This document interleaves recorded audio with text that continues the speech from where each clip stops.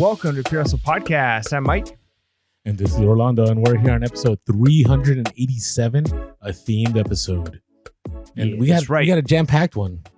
That's right, because today we are talking about negotiating. And negotiating is one of the most important things that you can do for your business. Now, we know that we talked about this in the past on previous episodes. I think it's called the Pareto principle. Anyways, it's the 80-20 rule. And we've talked about this from books that we've read and other things. And essentially the principle is this, that 20% of the work that you do in any given situation accounts for 80% of the outcome, right? So then the other 80% of work you do can get you that other 20%. And that's very beneficial because what that does is it lets you know where you should focus your time and energy and effort. And a lot of times people spend their time and energy and effort on that 80% of work that's only getting them the minimal results. They focus on a lot of little details and they tend to neglect the most important things. And I would argue that being able to negotiate well is going to be one of the biggest influences on whether or not you're going to be able to turn a good profit and make money as a reseller.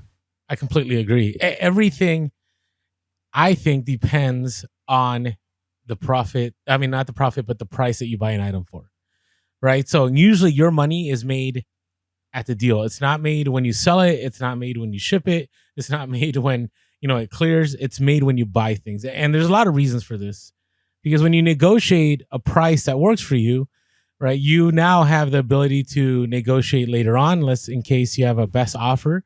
You have the ability to negotiate your price with the market in case the market begins to dip. If you get it at a great price, you're not too concerned. Let's say there's a race to the bottom and you buy your item at pretty much the bottom, then you're still going to be profitable. If you need to do some changes and there's shipping and they would like free shipping, you're like, you know what? I got this for $1 and I'm going to flip it for 40. I can handle that. And so making that money right at the purchase price allows you a lot of movement and allows you to stay profitable. There's a lot of people that just on face value, they'll just buy an item at a garage sale. They'll buy an item at a local deal. And I understand a lot of people don't like to negotiate. I know for, on YouTube, people get, chastised. They get questioned. I get called on social media El Cheapo all the time when I post my negotiation. They're like, oh, Orlando, bro, like the other day, I sold a jersey for $50 that I paid $25 for. And somebody gave me a hard time because I had $1 and I asked them if they had change for $1. Basically saying, hey, why don't you just pay the $1? And to me, it's like, hey, I'm all right. If that's what they wanted, right? We both agreed on that price. That gives me more leverage. That gives me more ability to sell the item. And I know we're just talking about 75 cents, but I think it just applies all the way around. Because sometimes, we kind of don't think about things and we're like, oh, well, I'll let it go on this one. But if you do that consistently, who knows how much money you're putting away. Or maybe I'm too hardcore, Mike, on negotiating here. Yeah, I mean, it's tough because I think negotiation styles are different from person to person and where you're going to end up in the same way that you said that, like, hey, if I would take, I'm going to sell this item for $50, somebody offers me 40, sure, why not? I'll take it. In the same way, I think you could negotiate on your purchasing end with that same kind of mentality. Hey, I would be profitable at $5. Am I really going to hassle them down to $2 when I could pay $5? Is the end of the world? So there is the give and take on both ends. But I do think you're right that it adds up over time. And so it's one of those things where recognizing, and it's not just that one-off deal, because negotiation and part of this is yes, it's can I get this item at rock bottom price this one time? But the bigger thing to kind of consider is maybe long term. Like if I make a good connection with somebody because I have good negotiation skills. If I'm the person they're going to call every time they find more items in their attic. So we've talked in the past about sometimes paying up is worthwhile, and so a lot of things go into that idea of negotiating. But yeah, every dollar counts, and you want to, if possible, because yes, sometimes garage sales will open up into bigger deals and connections with people, but a lot of times it's just this is the only time I'm ever going to see you. I'm going to buy your items, and then I'm going on to live my life and resell, and you're going to go on and live your life and do whatever you're doing. So in instances like that, going on to our next point is, every dollar counts. And if you are a regular reseller and you're going to garage sales, let's say you go to 400 garage sales a year, right? You figure maybe you go half the year to garage sales, and every time you go, you're hitting 4, 5, 6 garage sales. That can easily end up into the several hundreds of individual houses you're going to. And if every house you're able to get $5 cheaper because of the way you negotiated, you walk away $5 cheaper at each house. That adds up over time, over 400 or 500 garage sales for the year. That makes a significant impact. I mean, you're talking potentially thousands of dollars difference in how much money you have in your pocket. And I like to think that way with a lot of things, right? Like if it's, hey, there's this new app and it's only $9.99 a month. Well, then instantly I multiply it by 10 and then add a little bit more, because I mean, I can multiply by 12, but I do it differently, right? Like, but anyways, I figure, what is this going to cost me a year? And it's like, okay, well, this is actually going to be like, $120 a year, this $9.99 thing. Would I rather have $120 in my pocket right now, or this thing, this service, or this whatever? And so the same thing is true when it comes to when you're out at a garage sale. Like, yes, it's only $4 difference that you're maybe haggling over, but over time, and you compound that makes a significant difference. Yeah, and I want to add to that. I agree with you. It's interesting you say that, because I didn't, this wasn't something we put in the notes, but you got to read the room, right? So if it's something that you're never going to see that person again, or it's an item that isn't going to lead to a bigger purchase, to me, I have no problem going to the lowest bottom dollar as best as possible. But if it's something where, you're talking to them and they're like, oh yeah, I have a whole storage unit full, or I have some other items, and so I'd love to connect with you. If you're getting that vibe, or you're understanding that there's more inventory, sometimes it's better to make sure in your negotiation, you're thinking about the long-term negotiation, right? That you don't want to go for that bottom dollar because you want them to go to exclusive to you. And I've had that happen multiple times. I've had times where I negotiated the bottom dollar and I pretty much never got a call back. And I was like, you know what? I probably shouldn't have negotiated so hard. And I've had other moments where I've negotiated and I've taken maybe 10% more, maybe 20% more than I'm comfortable with, but understanding that I'll get a call back, and I've gotten a call back and I still get a deal. So it all depends. You got to make sure you read the room. But yes, every dollar counts, because in the end, even let's say you go to 5 houses and you save $5 at each house, that's $25. And in a garage sale world, that's a lot of money to work with when you're going out to garage sales. And if I would say this, if you're going to garage sales and you're struggling to keep how much you're spending to under $300, now it all depends on what you're buying. But if you're struggling to keep it under $300, I would say you got to work on your negotiation. Now, if you're buying a ton of items at one time and they're very valuable, let's say you fall upon 100 vintage tees, right? And they're wanting to sell them for $5 each. Well, yeah, that's understandable, or even $10 each or $20 each, depending on what it is. But I find on average, most mornings, it's really hard to spend out that max, even when you go to community sales. But again, it all depends on what you pick up.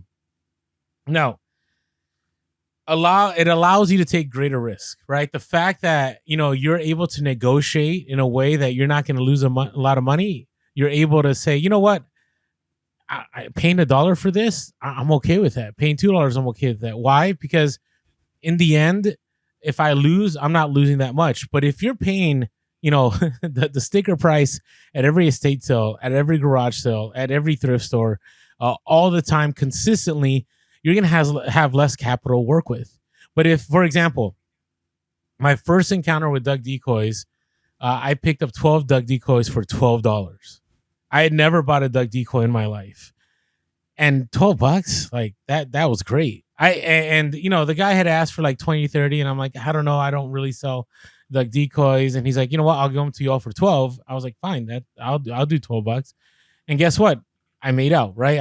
I sold the first one and everything else was profit, but I was willing to take that risk. Now, if they were each $5 a piece and there's 12 of them and it's $60, I don't know. I don't know, because what if they're all, duck decoys that are worth $10 a piece, or, $5 a piece? I'll still be profitable, but it's going to be a lot of work to package those items, to ship those items. And so when you're able to negotiate for a really great price, it allows you to take greater risk. It allows you to buy bigger bundles.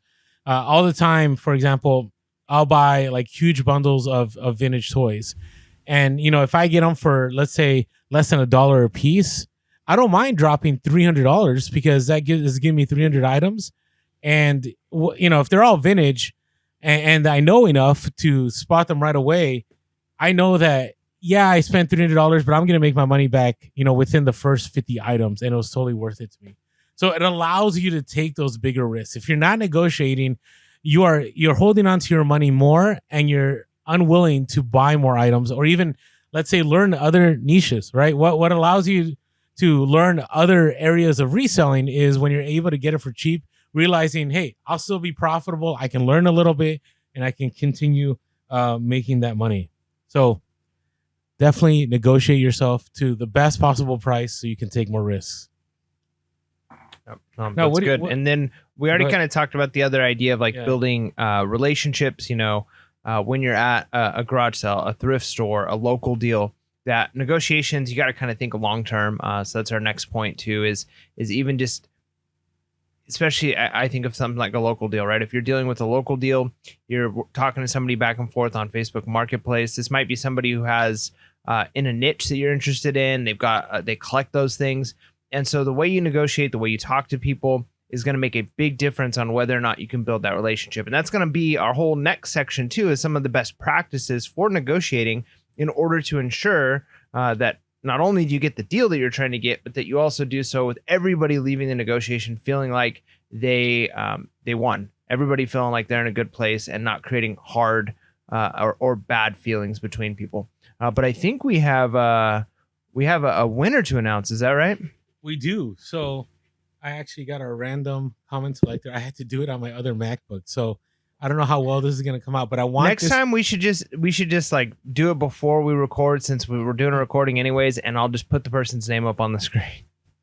Yeah, but I don't want anyone ever questioning us whether we're being legit about it. So that's why I like doing it this way. Now, you were right. I should have just said comments, because when I said specific Q4 items that you were glad to be rid of in January, like when I did this comment picker, like I had to filter out. It was like impossible. It was so much work.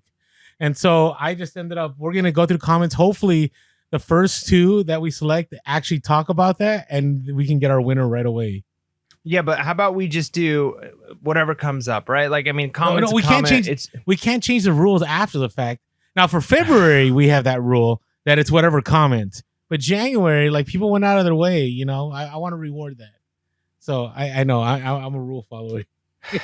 Okay, so in case you're wondering what we're talking about for the contest, so My Reseller Genie, great software for bookkeeping. If you're a reseller and you're like, I have no way to track my profit loss, I have my taxes coming up, I'm scared, I don't know what to do, My Reseller Genie is the solution for you.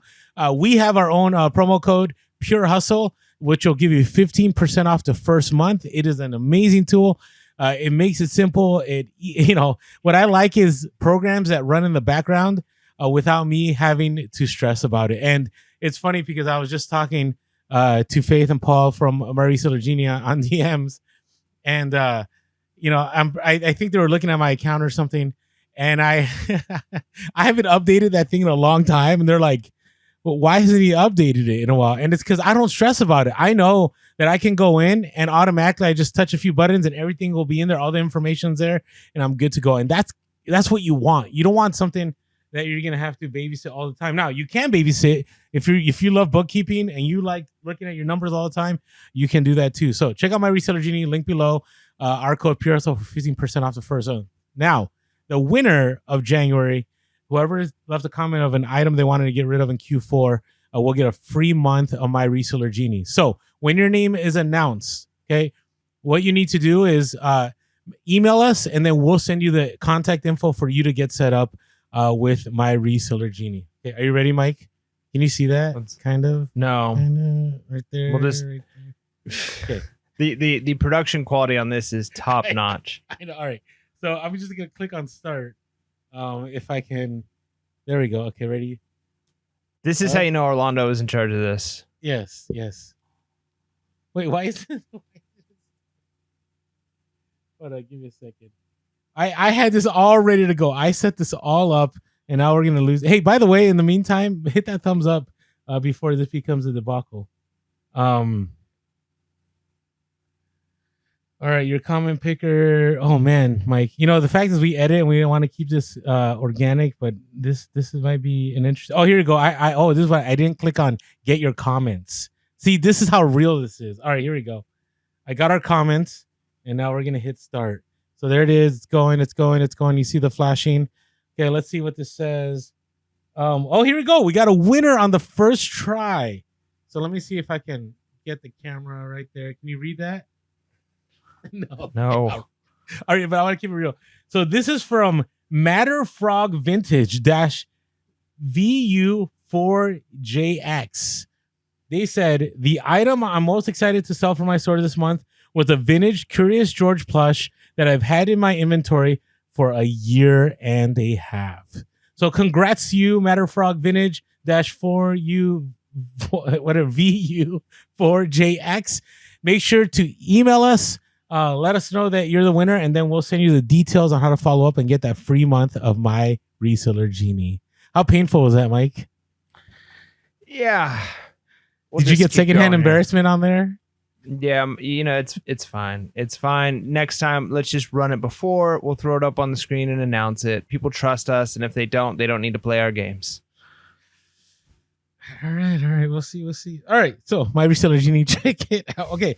So talk to me here about negotiation best practices. All right. So one of the first things is you want to be friendly, right? Orlando and I know each other very well. We've been friends for a long time. And so I can kind of poke fun at him when he tries to do some production stuff and do a live selection. And it's because we're good friends. We can mess around like that. But again, like Orlando said earlier, kind of reading the room, is you got to be careful when you don't know people. You have to understand how to interact with people. And there is a certain amount of friendly you need to have, right? There's some people go way overboard and it comes across as fake. Some people are not friendly at all and it comes across as cold and uncaring. And you really need to be able to find that sweet spot. And it can be difficult for some people to do that. We always talk about the people who pull up to a garage sale and shout out like, "Any Legos?" Or the people who, when they do the negotiations from their car and they drive off. And then the people who, while they're looking at something, they're like, "Yeah, how much you want for this ugly shirt? Look at this, got stains, and look at this, and look at," and that's the only way that they're negotiating is just pointing out all the flaws. So that's not going to work. And then the other thing is like I said, when people seem like fake and so what you really want to do is you want to just come across like a person, right? Like you want to connect with people. And so whether that's at a garage sale and it's just starting off by saying good morning, talking about the weather. I'm not a huge fan of small chat, but just a little bit of normal conversation connects you to people. And I've seen that being a like a moment of refreshment, a breath of fresh air for people when they're like surrounded by a bunch of, aggressive resellers who are hawking them. And the moment they step away and you're just like, whew, that looked rough. And you just kind of give them like, I know. It's just having a human moment with somebody can be really important, and just being friendly, not insulting them. And that's going to set you up and to be in a good spot with the negotiation. They're going to want to work with you. If they want you to win, you're better off, right? If they already are against you, I've done my own garage sales and I've had people who've tried to negotiate with me, and the way they're talking to me, I don't really want them to get a good deal. Like I'm going to be firm, and the next person that comes by might offer me the same thing and I'll take it because they didn't come across as, aggressive and a jerk. So yeah, you want to be friendly, and that seems like common sense. But sometimes you got to step back and say like, okay, am I making this connection with this person before I jump right into trying to nickel and dime every little thing and get the best deal possible. No, I listen, it is one of the best tools because I will tell you, when I go to a garage sale, most of the time, it is rare that anybody has started any conversation with the individual doing the garage sale. What I find is people are right to business. I understand the right to business. Like you see a hot item, you know it's going to sell, like you're going to get to it and so on. But I want to, there's this guy that I see all the time when I'm out at garage sales, and he doesn't say hi or anything. He just comes up like, how about this? $10? How about this? $5? I'm like, dude, just say good morning. Just say good morning. And then just ask like, hey, what are you looking for this? Don't read it. I mean, you got to read the room, right? Like you had mentioned you ran a sale at the flea market, right? And that's how people were at the flea market. But that's understandable at the flea market. Like I kind of get that, I guess. But I would say be friendly. And don't, like you said, don't be fake about it. Don't try to small talk, just small talk. But my biggest line always is, especially if it's like 7:30, maybe like 30 minutes after the garage sale, I go, wow, it looks like you guys might have had a crazy time earlier. And usually they're like, yeah, it was nuts, blah blah blah, and just that. Or for me in San Diego lately, since it's been so cold, I know cold is relative, but cold for us in San Diego, I'm always like, well, I hope you guys didn't freeze too much when you're unloading everything this morning. And then you're like, ha ha ha, and then you start the conversation. So always be friendly. Now, bundling. Okay, is your friend. There's two ways to do this. Sometimes you want to see if the items you're picking up are even worth bundling. And what I mean by this is you might pick up something, let's say, I don't know, I have stuff here. Let's say this Nerf gun, right? And you're like, hey, this Nerf gun, probably a quarter at a garage sale. Okay, maybe $1. Okay. And you're like, hey, how much for this? And they're like, $10. Okay. Whew. To me, that's already a signal for me to just not even look anymore. But you never know. Like I used to have that approach, but sometimes like you'll pick up something else that's super valuable. Let's say this was a gold salt shaker and all these random things on the podcast table. This gold salt shaker, and they'll be like $1, even though this is worth 100 and this is only worth 15. Right. But I would say don't try to buy right away. If you see other items you want, work those all together. What usually I do is I'll start with the first item and I'll say, how much do you want for this? And they're like, I was looking for this. I'm like, okay. And then I don't say yes or no. And then in my mind, I know, okay, I can bundle and I can negotiate with this person, or it's not going to be worth it to me. So usually they give me a good price. And then what I'll do is I'll tell them, all right, cool. Let me, is it okay if I get a bunch of items? Then we talk about, final price later on. And most of the time, I would say 90% of the time, it works out for me every single time. Right. And they know it. Like they know what they eventually. That's like an Anchorman moment there. 90% of the time, it works out for me every single time. You're right. Well, I was trying to put up some arbitrary numbers. So there you go. I am from San Diego, though, Nice. That's true. San Diego. All right.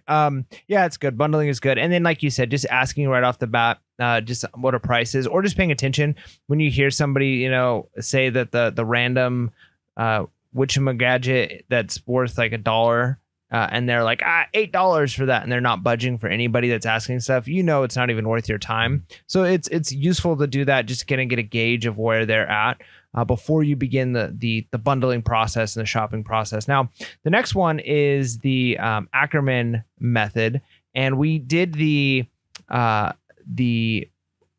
what's the name of the negotiating book that we read?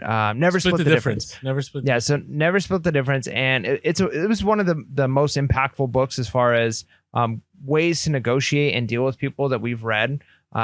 Go check out our episodes. We did, I think, 3 or 4 episodes talking about that book and how it applies to reselling. Now, this is one of the ones that is kind of intuitive, I think, for a lot of people when it comes to reselling or negotiating. This is probably what most people think of when they think of negotiating. And it kind of starts with you giving an anchor number, a low number. He uses a method. The Ackerman Method is, I think, a specific series of numbers. I think it's like 65%, 85%, 95%, or 90, and then 100.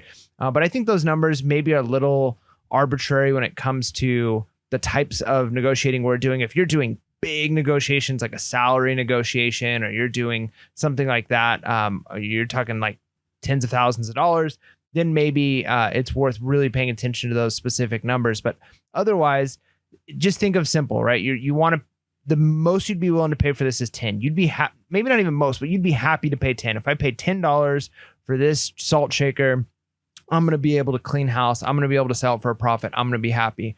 Instead of starting with, and you should never give the first number. That's one of the things we'll talk about next. But when it comes down to, the back and forth, you're going to want to in your head start at like, how about 6 or how about 5?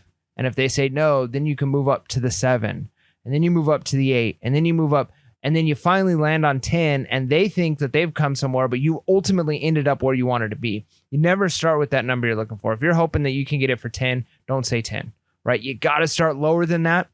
And I like the idea of even giving, this is the Ackerman method is a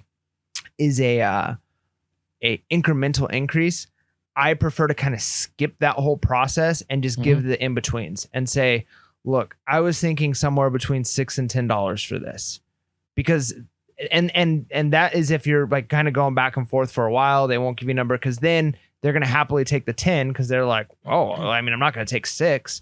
But you never know. Sometimes you start with that 6, 7, 8, and you get it on that, and you don't have to pay that high number in the first place. Yeah, and listen, it's such a great method. It really is. And here's what you want to do. You want to make sure you already have this conversation taking place in your head before you approach the person. You want to make it as disconnected emotionally as possible. You just want to say, hey, I appreciate it. I was thinking of this, and make the number you want the high number, and just keep it there. Just make it very simple. Now, I will say the Ackerman method has worked. It works a lot, I would say, on local deals. When you're contacting people on Craigslist or on Facebook or whatever it is, I find more success there. At garage sales, it goes to the next thing. Never give the first number. But before I do that, I want to add one more thing to bundling, or in general. When you pick up an item, okay, and you're trying to negotiate it into a lower price, don't act like you know exactly what it is. Don't go, like this VTech toy, okay? Don't go, yes, I was wondering what you would do for that VTech Talking First Words Little Smart ABC toy, right? Because then it's like, whoa, like, why does that person know so much, right? Or I see this all the time with like Bose. Like, all the time I'll see a Bose, and I'm like, what are you thinking on that speaker over there? What are you thinking on that toy? Like, be very generic, because what ends up happening is, once you do those keywords, you also put yourself at a disadvantage, because I've had people do that in front of me, negotiating with the buyer, with the seller at a garage sale. And then the seller goes, what was that called? And they'll pull out their phone and they start entering that info on eBay and looking at comps, and they've already doomed themselves. And you don't want to, end up messing your deal before it even gets started. All right. So never give the first number. We used to have people debate, and people will still debate this, but I'm telling you, I will stick to this rule for anything. This is if you're negotiating a salary at your new workplace. This is if you're negotiating your car. This is if you're negotiating anything. You never give the first number, because what it does when you give the first number in anything, that's going to end up being your starting point. And if you start at a place where they were thinking a lot higher, you've already cut it off. I've had friends of mine who negotiated their salaries, and they were like, oh, I was thinking this number. And I'm like, are you serious? Like, they probably would have offered you 10 or 20K more had you just not said anything. And now you put yourself in that situation. It's the same thing with reselling. I can't tell you how many times there was an item that I knew I could sell for 100, and I was hoping that they would at least say $20. And I said, how much do you want for this? And they're like, I don't know. I've had it for a while, $5. And there you go. I didn't even have to negotiate that one, right? Now, will I still negotiate? Sure, I will. I'll say, what about 4? And they'll say, sure, $4. And again, you got to read the room, right? Most of the time, if they're so flippant about it, they don't care. They just want to get rid of it. And so make sure not to give that first number, because in the end, you can already be cutting your profits out by just giving that first number. And who knows? You'll never know. And you don't want to live in the unknown going, I may have gotten that for 50% less, maybe even 90% less. Happens to me all the time. And this next one, you want to intro this, since I already introed this in an awkward way? It's awkward, right? That silence that I just gave there. Yes. Yeah, I really wanted people to feel it. they probably, for some people probably were like, oh no, did my podcast stop?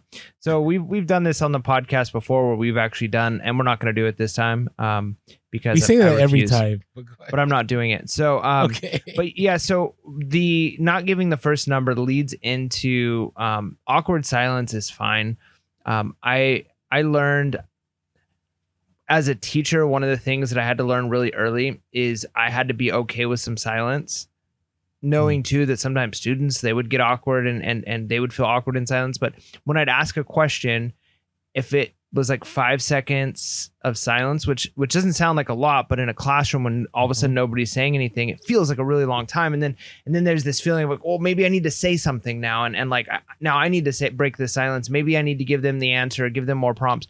But sometimes I just let it sit for 10, 20, 30 seconds and kids start like, but then some people think they really have the time to think about, process, and then they'll give some an answer. Sometimes because they don't want to sit in the awkward silence anymore. I have students who don't like to participate at all, but if I let the room be quiet after I ask a question and just look around, sometimes they'll answer just because they want to break that silence. And that's the principle here is if somebody were to tell you, like if they ask you like, well, what do you want to pay for it? And you could say, I don't know, like this is yours. Like, what do you think? What are you hoping to get for it? And they don't budge and they're like, I don't know. What do you want to offer me? Then you kind of just, or even if they give you a number, right? If maybe they say like, how about $25 for that? And you can just go, and you kind of look at it and you sit there and you're silent for a while. And you just let that silence sit. People feel awkward in it. And this might feel like I'm going against the idea of being friendly. This isn't an awkwardness of like you're making somebody necessarily purposely uncomfortable, weirdo, but they feel uncomfortable themselves, right? Like they're seeing it within themselves that it's quiet. They're not feeling like you're being awkward, but that silence, they want to fill it. And so a lot of times people will do anything to fill that silence. They'll say something, right? They'll be like, okay, like maybe 10. And then you go, or $5 is fine. And I've seen prices drop. I've seen them give the first number.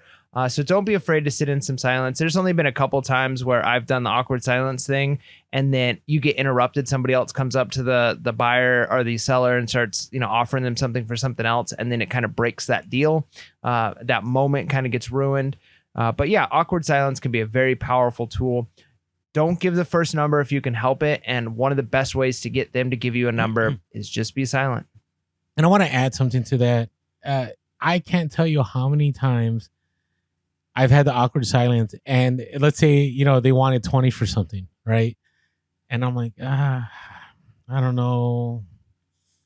And then they'll go, like after a few seconds, they'll go, 15? What about 10? then I'm like, sure. Like I didn't even have to say a word. Like within seconds, we dropped 50%. And I'm telling you, it works. Now, if you really are uncomfortable, like I thrive in awkwardness. Like I love awkwardness. My teaching style, I will let a room sit quiet for 5 minutes until somebody speaks because I don't want the same people answering the questions when we have discussions. And so, and I've done it. I'll put a timer on. I'll say, let's see how long we go awkward. And somebody always has to break the silence. But if you can't stand the awkwardness, it doesn't hurt to pick up that item and just look at it. Don't say anything. Just go, and just let that ride until they say something. And that's one way for you not to feel as awkward because your mind is occupied with that object. They're wondering like, what is this person thinking? And eventually they'll break the silence. But I will say out of everything we give in here, awkwardness to me is the best one. Because I don't know, for whatever reason, awkwardness allows you to negotiate without saying a word. So hopefully some of you are willing to get awkward out there, whether it be local deals. And local deals are actually harder to do awkwardness because no one's around. It's just you and that person just standing there looking at the inventory and no one talking to each other. Just like this. But if you can beat that awkwardness, you will get greater profits. All right. Hey, one place, well, you can be awkward, but you're welcome to be awkward is in our Discord. And if you haven't joined our Discord, strongly encourage you to. The way to enter our Discord is by supporting us on Patreon. It's a bonus to supporting us on Patreon for $5.55 a month. I don't know how many deals are out there anymore for $5.55 a month. especially on the Discord level. And this is a great thriving community. We have all kinds of resellers. We're not a bolo group. We're not a cook group, but that doesn't mean there aren't bolos there. That doesn't mean that, people aren't sharing some retail arbitrage finds. But what we wanted to create was a place where everyone can ask whatever questions. People can encourage each other. People can share their bolos. People can share their fails. People can just rant if they need to rant, which we don't have a lot of. Have you been on the rant thread lately? I haven't been there for a while. I don't think there's much on there. I don't get alerted to it much there. So if you haven't yet, help us out on Patreon. Go to patreon.com/PureHustle and you can sign up for $5.55 a month, or you can go to the link below. Also, make sure to be following us on all social media. We are Pure Hustle Podcast. On Twitter, we are Pure Hustle Cast. If you're listening to this podcast and you haven't yet subscribed to our YouTube, jump on over to YouTube, hit that subscribe button, and hit that bell notification so you're not missing our lives that we do every Monday now. And also, you can reach us at purehustlepodcast@gmail.com via email, or call us at 619-73-1170. And last of all, I want to say thank you to all of you that leave iTunes reviews. They help us in the algorithm when people are looking for reselling podcasts. We are still the #1 reselling podcast, even in the shaky market with all new podcasts coming in, even with, I find that during these times, numbers dip in listens and stuff, but we are still actively out there getting new listeners every week. And I want to share some of those reviews because I want to let you know we do notice these reviews when they're there. So I'm going to share two longer ones and a quick short one. So this one comes from Old Army Dude, Port Review. And they said, this is definitely my go-to reselling podcast. I've been reselling for 20 years and I have had an eBay store for 5. I enjoy hearing the banter between the two of you, and you provide good, useful, and thought-provoking information. I normally have you on when I'm driving or I'm packing tool orders to ship out. Great show. Keep it up. Well, thank you, Old Army, dude. I love hearing from people that have been reselling for a long time. That means a lot to me because, even this episode, a lot of the stuff we've said a lot. A lot of this stuff, people that are experienced resellers already do a lot of this. But I always hear from people that have been reselling for a while, like, you know what? I didn't think about that. And that's the beauty of reselling, is that we're all always learning. So I want people to understand, like, you never arrive. You never arrive in reselling. I don't care what anybody tells me. You do not arrive. All right. This comes from one of our good friends. This is from Consignment Girl. Says, wow. Says, I have been reselling for many years with Kanchi Consignment. I'm sorry, I fumbled that. And I learned something new every time. I love the positive attitude and the thoughtful opinions that stop and make me think. Great job. I look forward to your podcast and Level Up reviews, Libby. And Libby has, I think from like the beginning, right? Libby has been supportive of the podcast. I've spoken to Libby many times. She's an expert in consignment. You should check out Consignment Chats on Instagram. And they also have their own podcast too. I've learned so much from her. I actually had a deal that she helped me avoid in consignment because it was kind of shady. And I'm glad I was able to speak to her and she helped me out there. All right. And this last one comes from Flat Matt, Content Packed. Mike and Orlando are great. I just started selling on eBay and have learned a ton from the content these guys put out regarding everything from sourcing to the app tools that help managing my reselling business. I love the bolos and the hustle of the week. If you're a reseller thinking about reselling, you got to check out this podcast. Bolo. Did you see that on there? Yeah. Yeah. So, That's cool. Thanks so much, everyone here. Really, really appreciate that. All right. And we're at 761 reviews right now on iTunes, which means we're going to be at 800 before you know it. And if you have not yet left a review, you want to say you were in the first 800, right? You made it before there were 800 reviews, because there may be a day when we've got tens of thousands of reviews, right? Like, you never know. You never know. And so you want to say you're OG. So get in there, send us a review. It really does help us out. It helps us in the algorithm, which is very, very important. And more than that, it just kind of helps motivate us, because there are definitely days where Orlando and I are like, I don't want to record. Let's do it. So it's very thoughtful. Those are rare though, but yeah, those days do happen. They do happen. All right. So here we go with our hustles of the week. Come on, hustlers. It's the freaking hustle of the week. Yeah, hustle of the week. So our first one, it comes from The Frisk, which is someone from our Discord. Once again, we talked about our Discord, so you can join up there. Picked up 2 Filson jackets at Goodwill for $9 each. That might seem like high for a jacket, but listed on eBay with best offer, and I've gotten offers of $150 for one, but I'm holding out hope on something closer to $200. Since the one is wax line and flannel line and retails for $350. Sold one already for $175.99 in less than a week. So man, you figure you paid $18 for the 2 of these. You made 100 and nearly $180 on just that one. That's some serious profit, and you still got one more to go. So that's a hustle of the week for sure. And the fact that he picked up a Filson jacket, not one but 2 from the store that shall not be named. Have you ever picked up a Filson, Mike? I don't think so. That's a grill item. I have never, ever in my 10 years plus of reselling ever came across a Filson in the live. It's just wild to me. So nice work there, The Frisk. All right, this comes from Killer from the Discord, one of our great contributors on there. Very knowledgeable, a lot of expertise. You should join the Discord alone just to catch what he talks about on there. What's funny about the Discord? If you support on Patreon for $5.55 a month, you will make that money back within a few days, easily, from a bolo, from a tip, whatever. So, anyways, I know I'm plugging it again, but I think there's a lot of value there. So, Killer from the Discord said, I've developed a relationship with a specific thrift near me and will let me know when they have stuff I sell. Sometimes they will hold off on putting stuff on the floor until I get there or they see me.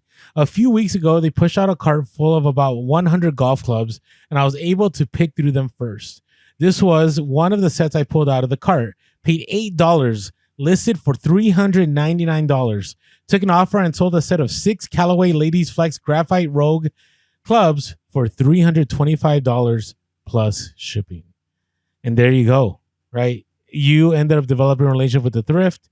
You obviously are able to negotiate yourself into good prices, and you ended up having a great score. And Keola, he is the golf guy on our Discord. Yeah. Like he does restoring too of a lot of clubs. It's kind of cool seeing him branch out from just regular reselling to restoring clubs and taking another aspect of this hobby and adding it to another hobby and making something new, right? Like that is hustle culture. That's what we do. All right, our next one comes from Grandma Junie has a potty mouth, also from our Discord. So my sister-in-law was gifted some boxes that had never been opened, mailed from the grandmother's estate about 10 to 15 years ago. They were going to be sent to the trash. There were 2 boxes of jewelry, and I've been learning so much about jewelry. We split them 50-50. Today, I sold the biggest item. It was a turquoise squash flower necklace. The crazy thing is, we had an offer of $500 on Wednesday, countered with $725. So glad they didn't accept. This is the biggest sale I've had. Sold for $944 plus 49 cents and shipping. Holy smoke. So from free to nearly $1,000 and nearly was in the trash. That's crazy. Now, that's one of those things too, where you're like, I'm glad they didn't take the $725 offer. Yeah. That's crazy to think that would have ended up donated somewhere. This is why I keep saying, like, you got to get there before the thrift. Now, it's funny. She did update us on the Discord and said, today, after shipping and fees, have earned $1,724.32 off of trash that was to be thrown away. Have 66 of the items listed, 2 left to list. Then we'll sort out the broken stuff for craft bundles. That is a hustle of the week. Yeah. All right. So what is your hustle of the week? Don't have anything like super amazing. I was at the Goodwill bins, and I occasionally look through the book sections, and I don't use the books like scanning type thing that I've used in the past when I'd go to thrift stores. I'm not trying to go through all the books at that level. But I've kind of developed an eye for that's just a mass market paperback versus, I think this is a little bit more unique looking. Maybe it's a textbook. Maybe it's something like that. So I kind of have an idea of what to look for. Now, you know how if you go into Barnes and Noble and they have like the vintage books, the classic books, and they have them like kind of special bound and they look like super fancy, but they're mass produced that way. So, or even Costco has them like that. So you're buying like, Lord of the Rings, or you're buying Crime and Punishment, or you're buying, Jane Eyre, or whatever you're getting. And it's like, looks like super fancy binding, but you can pick them up for like, $10 or whatever it is. So I saw a book that kind of looked like that at first. And I noticed that it was, 20,000 Leagues Under the Sea, Jules Verne's. I haven't read that book. I don't think I talked about this yet already. Maybe I did. But it was just a couple days ago.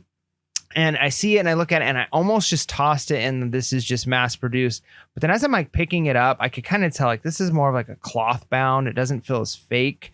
It kind of has like a good looking binding on it. So I opened it up and sure enough, this was something from like the 50s. And it was, that's still not like super vintage, but it was like a special publishing of this book in like a nice binding. And I look it up and this book is going for close to $50 on eBay pretty consistently, right? So the books at my bins are 60 cents each. And just to think like this was skipped by a ton of people. People had already been through those bins countless times. And there was a $50 book just sitting there. And I almost passed up on it. But again, just having that experience, I get what people talk about. I don't have it quite yet with clothing because I don't like selling clothes that much. But when you pick up certain fabrics, you just kind of know. Like I might not know this brand, but I could tell this is probably more valuable. And sometimes it can be that way with books. It just by I don't know if I've seen this one before, or this looks a little bit more unique, or this binding feels a little bit fancier than just your typical mass production. Yeah. No, you never know. It never hurts to look. It just never hurts to look. Like, the story of my anime books, right? To me, they just look like some paperback manga. Like I didn't there was much value, but there's value sometimes, So, all right. So I haven't told you this, but I've been getting into the auction game around here lately, just because I needed something new. I needed something to refresh me because I got kind of tired. I got, it was raining.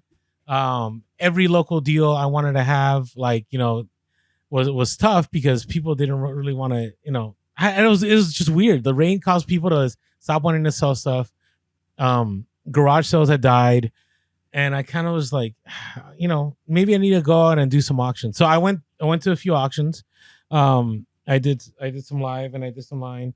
I did some live and I did some online and so on. And I don't want to share too much, but there's good stuff out there. The problem with it is, with online, is that you can end up putting yourself in a really bad place because everybody has the same information that you do, right? Everybody can research items ahead of time. Everybody can look at items ahead of time. And so it's kind of tough. But if you go to a live auction, it's a little bit better, especially if they do it right away.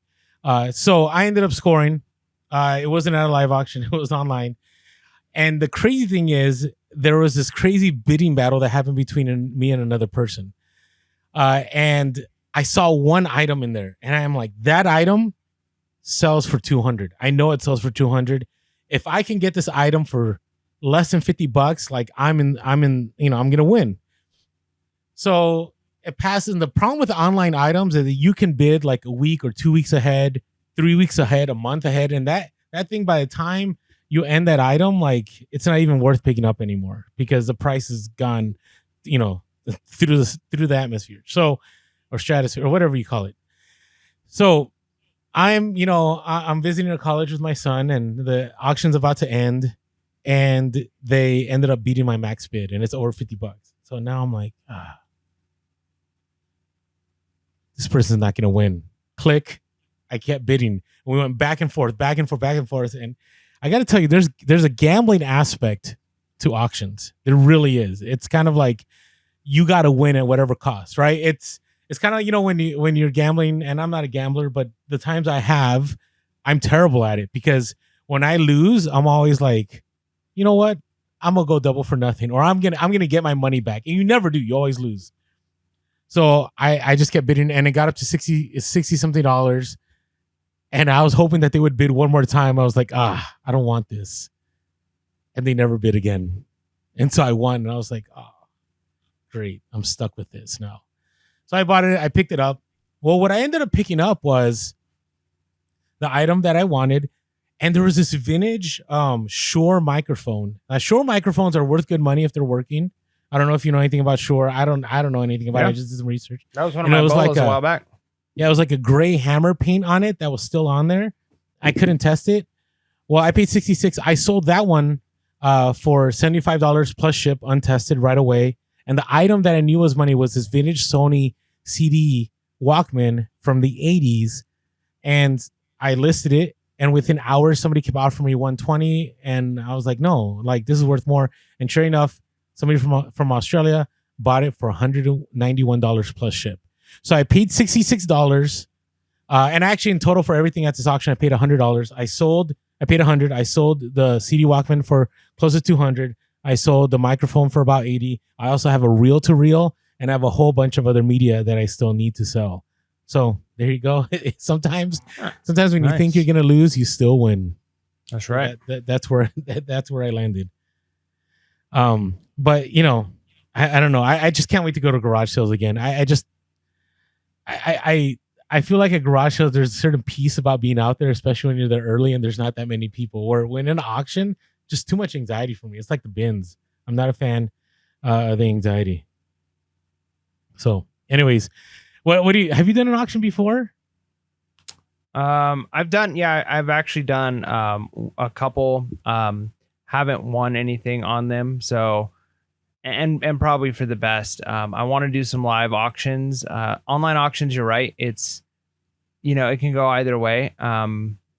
Everybody has the same information, but then again, you also got to remember in the same way of like certain people are in certain niches and others aren't. And so you're really not competing against everybody. There has to be crossover between the people who are on that same auction as you are, and they're interested in selling the same types of things you're interested in selling. So it's maybe not as much competition as you think, but anytime I've hoped and tried to win stuff, I've always lost. So what can you do? Yeah, I know. And so now I'm addicted. Because I enjoyed the thrill, the dopamine hit, and so I think I need to take a break from all of that, because you know you can get in those auctions and you can end up losing. You know. No. So hey, before we move on, just want to talk about one of our great partners in all of this is American Bubble Boy. American Bubble Boy has always supplied the bubble wrap I need, especially because, you know, that CD Walkman, like it was nice to have the great bubble wrap for the Shure mic. It was nice to have that bubble wrap out there. So if you haven't purchased American Bubble Boy yet, strongly encourage you to do so. It is the best priced bubble wrap out there, fastest shipping. It is free shipping. You can get even next day, depending on your area. They also have tape. And if you use our code Pure Hustle, you get 5% off, which you're like 5%. That's not a lot, but actually it's already pretty cheap. So it's not bad. And if you use the link below, it helps us out. And in the end, it helps you out by getting a great product. All right. Are you ready to talk about advanced negotiation tactics? Yeah, and we'll kind of move through these quickly because we are recording right before we go live on Monday. So just a quick reminder for those of you who have not gone over to YouTube, make sure to subscribe to our YouTube, hit the bell notifications, because we go live right now on Mondays, but we've also been live on our Wednesdays as well. So you want to make sure you get those notifications. So let's talk about some advanced negotiating best practices. And one of those is being emotionally attached to the item or being emotionally attached to getting the deal. Now, there's a couple of different ways to look at this. If you can kind of oftentimes remind somebody why it is they're selling something, if they've brought something out to the side of the road or into their garage to sell, and you can tell they're hesitant to let it go. You can ask them, like, are you hoping to sell this? Or maybe, it looks like maybe you're a little bit attached to this item. And a lot of times just by causing them to cognitively, like, actually consider and think about what they're going through, they might realize, oh yeah, I am kind of being maybe a little bit foolish about this. I do want to get rid of this. And there's different ways you can do that. I mean, you can be a little silly about it and say things like, hey, you'll never have to see this thing again, or do you really want to have to take this back inside? Or little things like that can help. Yeah. But just reminding somebody that, hey, they brought it out there because they want to sell it. You've got money now. I can take it off of your hands unless you don't want to sell it. I understand, like, saying things like that can be, and again, you can do it where it's almost condescending or like, well, you're never going to sell it if you don't sell it to me at this price. You don't want to come across like that. But yeah, just recognizing that, and sometimes just being nice too, because they might have some emotional connection. I remember I bought a bunch of Melissa and Doug toys like in bulk off of somebody one time, and the lady actually started crying as she was selling them, and she's like, "This is just my kids. Like, I can't believe I don't have kids who are playing with these toys anymore. Like, they've grown up." And just recognizing that too. Like, sometimes they do have emotional connections to stuff, and so understanding that can be helpful.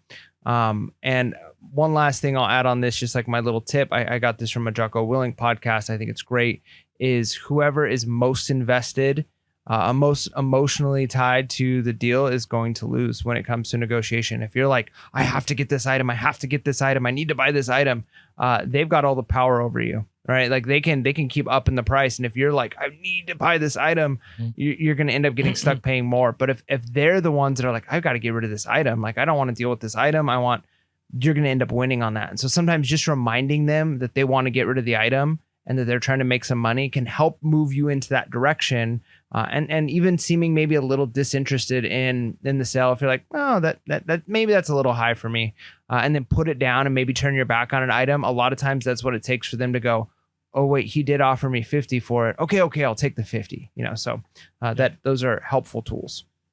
No, and again, let people tell their story, right? The thing, what I've found is that people, when they're emotionally attached to an item, right, they care more about the item in the sense that they don't want to just sell it to somebody that's not going to care about it, that has no interest in the story. And I can't tell you how many times I've come across people and I'm like, hey, I can tell you're emotionally attached. Tell me a little bit about it. And then when, I don't know if they're going through the grieving process or whatever it is, it's kind of therapeutic. And they'll go, you know what? I've had this for a while. It's time for me to move on. And, thank you for listening to me. And they'll be like, I'll work out a deal with you. And it happens to me all the time. And again, you got to read the room. Sometimes it's best to just go, you know what? I know this means a lot to you. And I've done this before. I said, you know what? Don't sell it. Just put it in your garage. Keep it. Why would you want to sell that? That's your dad's, that's your mom's, that's your grandmother's. It's in the family. You don't want to do that. But one way to do it is, let people go through it. And then eventually they'll get to a place whether they actually are emotionally attached to the item or not. Now, what do you do when eBay listings are used? Right? This is the one that a lot of people get annoyed about all the time. Yeah, and maybe we can. Oh, I was gonna say, yeah. Let's end on this one. I think this is a good one. Oh, there's so much good. All right, maybe we'll do like a mini-sode. Maybe our next mini-sode will be part 2 of the advanced eBay negotiation. That's right. That's a good idea. Okay, so when there's an eBay listing, you might think it's over.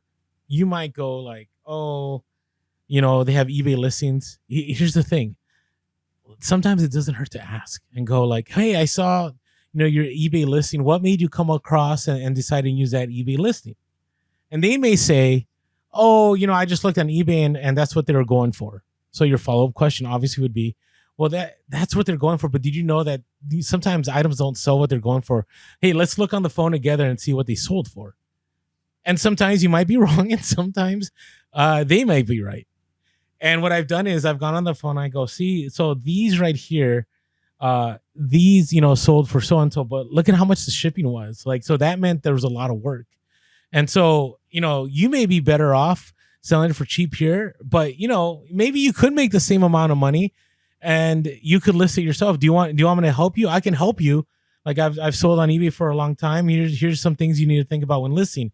And what's happened is they begin to think about, okay, I have to list it.